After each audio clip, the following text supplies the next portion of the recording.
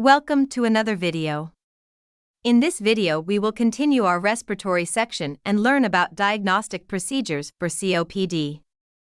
Because COPD is commonly misdiagnosed, many people who have COPD may not be diagnosed until the disease is advanced. There are several tests to diagnose COPD. These tests include chest X-ray, pulmonary function tests, pulse oximetry, ABGs, and computed tomography. Now let's go over the care for patients with COPD.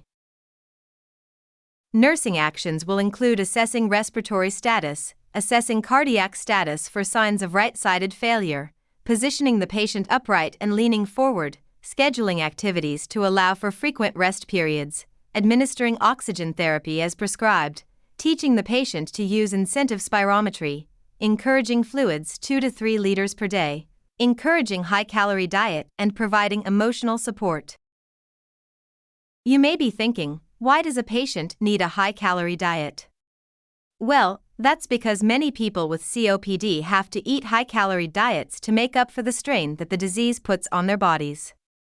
Let's go over medications that a COPD patient will need to maintain their current health state.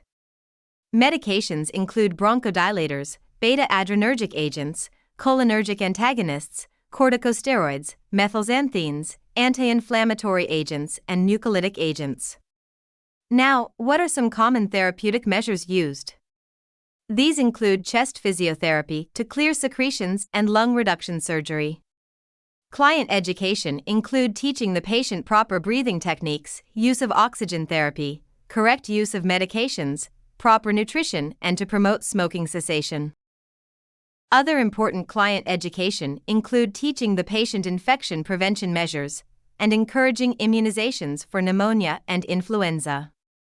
The reason for this is because adults with COPD or asthma are more likely to get complications from the flu. That's it for this video. In the next video we will continue the lesson by learning about complications of COPD. See you soon.